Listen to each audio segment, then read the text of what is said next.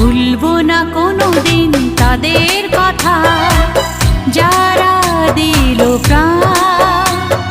শহীদের রক্ত হবে না গো ব্যর্থ,